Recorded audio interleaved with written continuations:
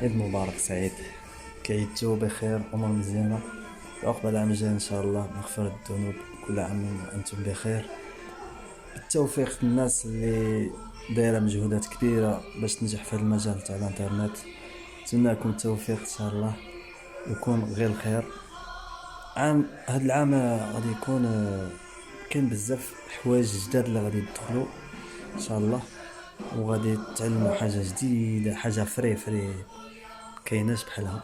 غادي تدخل في حكيموش ان شاء الله، كاملين تستافدوا وتزيدوا القدام. يلا، نتمنى لكم التوفيق في اهداف ديالكم في الواب ولا في السوشيال ميديا.